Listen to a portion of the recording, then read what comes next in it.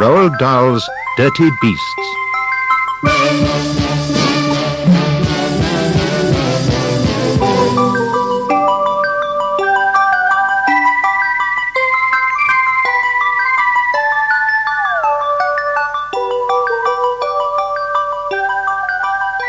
The Pig.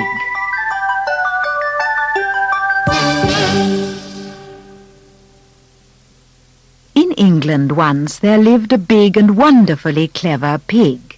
To everybody it was plain that Piggy had a massive brain.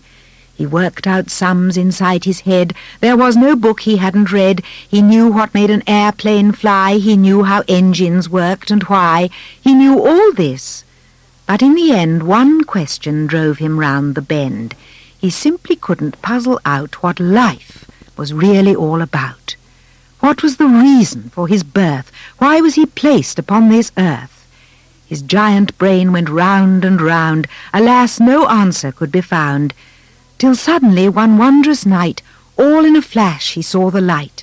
He jumped up like a ballet dancer and yelled, "By gum, I've got the answer!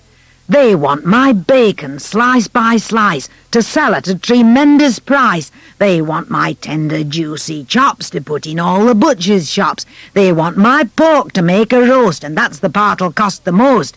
They want my sausages in strings. They even want my chitterlings. The butcher's shop, the carving knife, that is the reason for my life."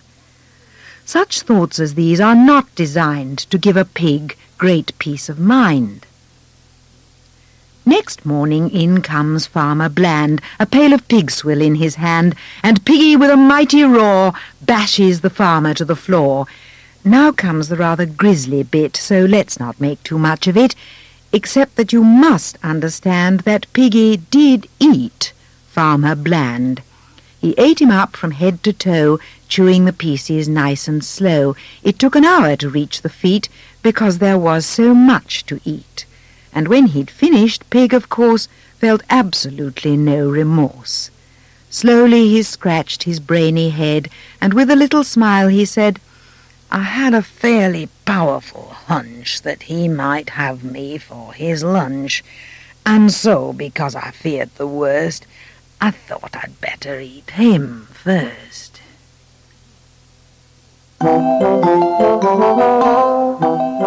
The Lion.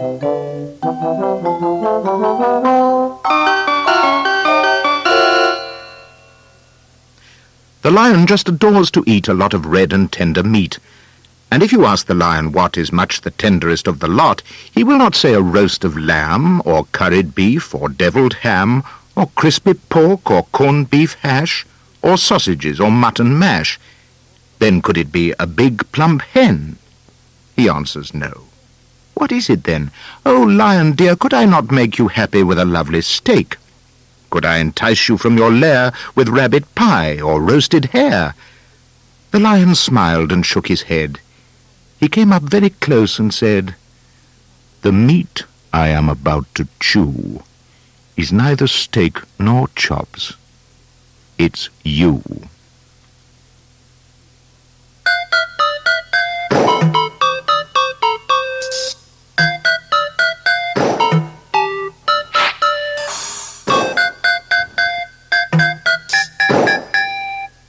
The Scorpion.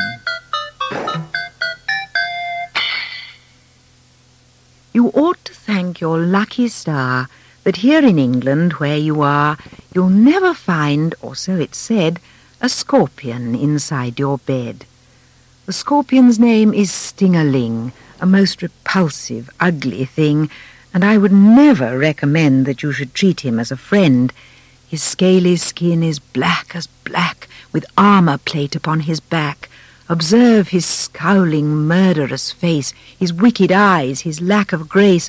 Note well his long and crinkly tail, and when it starts to swish and flail, oh gosh, watch out, jump back, I say, and run till you're a mile away.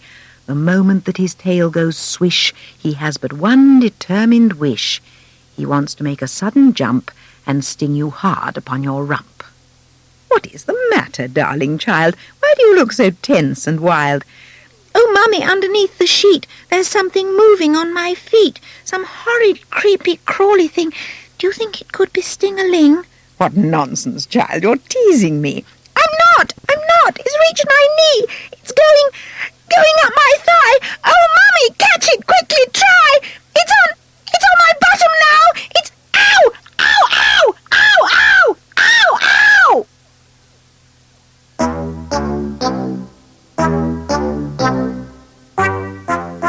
The Anteater.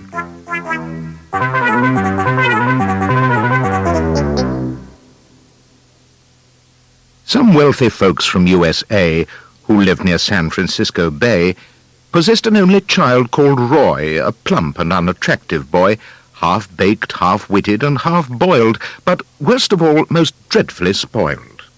Whatever Roy desired each day, his father bought him right away. Toy motor cars, electric trains, the latest model aeroplanes, a colour television set, a saxophone, a clarinet, expensive teddy bears that talked, and animals that walked and squawked. That house contained sufficient toys to thrill 500,000 boys. As well as this, young Roy would choose 2 pairs a week of brand-new shoes. And now he stood there shouting, "What on earth is there I haven't got? How hard to think of something new. The choices are extremely few." Then added, as he scratched his ear, "Hold it, I got a good idea. I think the next thing I must get should be a most peculiar pet, the kind that no one else has got. A giant anteater, why not?" As soon as Father heard the news, he quickly wrote to all the zoos. "Dear sirs," he said, "my dear keepers, do any of you have anteaters?" They answered by return of mail, "Our anteaters are not for sale." Undaunted, Roy's fond parent hurled more messages across the world. He said, "I'll pay you through the nose if you can get me one of those." At last he found an Indian gent. He lived near Delhi in a tent, who said that he would sacrifice his pet for an enormous price. The price demanded, if you please, was 50,000 gold rupees. The anteater arrived half dead. It looked at Roy and softly said, "I'm famished. Do you think you could please give me just a little food? A crust of bread, a bit of meat. I haven't had a thing to eat in all the time I was at sea, for nobody looked after me." Roy shouted, "No, no bread or meat. Go find some ants. They're what you eat." The starving creature crawled away. It searched the garden night and day. It hunted every inch of ground, but not one single ant it found. "Please give me food," the creature cried. "Go find an ant," the boy replied. By chance, upon that very day, Roy's father's sister came to stay, a foul old hag of 83, whose name, it seems, was Dorothy. She said to Roy, "Come, let us sit out in the sun and talk a bit."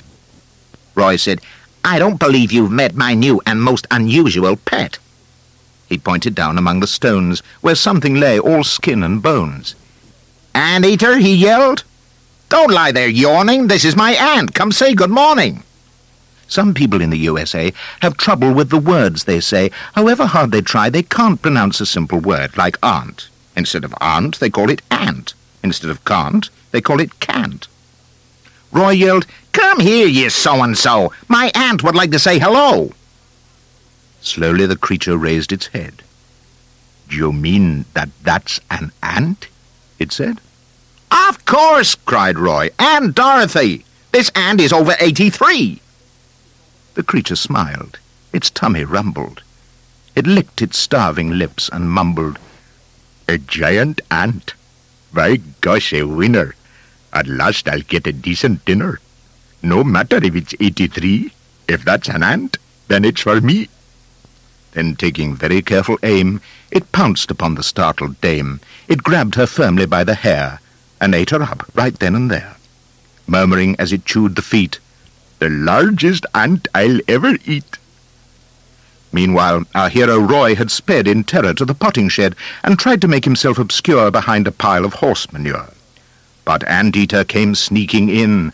Already it was much less thin, and said to Roy, "You little squirt, I think I'll have you for dessert."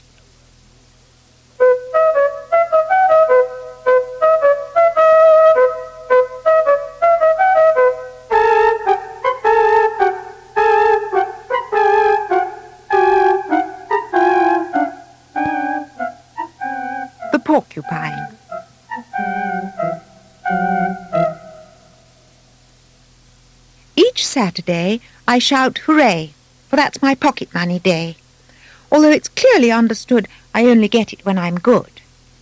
This week my parents had been told that I had been as good as gold, so after breakfast 50p my generous father gave to me. Like lightning down the road I ran until I reached the sweet shop man, and bought the chocolates of my dreams, a great big bag of raspberry creams.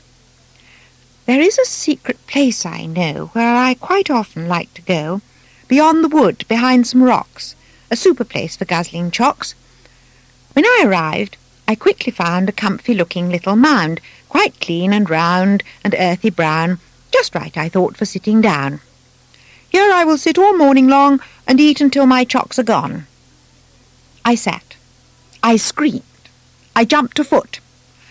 Would you believe that I had put that tender little rump of mine upon a giant porcupine? My backside seemed to catch on fire. 100 red-hot bits of wire, 100 prickles sticking in and puncturing my precious skin. I ran for home. I shouted, "Mum! Behold the prickles in my bum!" My mum, who always keeps her head, bent down to look, and then she said, "I personally am not about to try to pull those prickles out. I think a job like this requires the services of Mr. Myers." I shouted, "Not the dentist, no! Oh, Mum, why don't you have a go?" I begged her twice, I begged her thrice, but grown-ups never take advice. She said, "A dentist's very strong, he pulls things out the whole day long."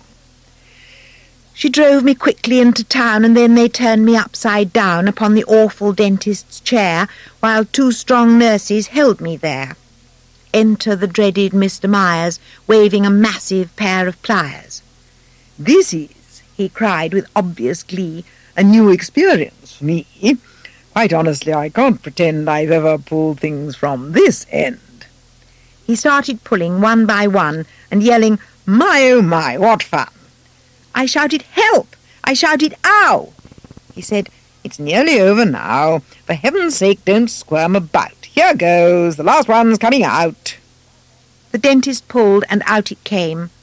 And then I heard the man exclaim, "Let us now talk about the fees. That will be 50 guineas, please." My mother is a gutsy bird, and never one to mince a word. She cried, "By gosh, that's jolly steep." He answered, "No, it's very cheap. My dear woman, can't you see that if it hadn't been for me, this child could go another year with prickles sticking in her rear?" So that was that. Oh, what a day, and what a fuss. But by the way, I think I know why porcupines surround themselves with prickly spines. It is to stop some silly clown from squashing them by sitting down. Don't copy me. Don't be a twit. Be sure you look before you sit.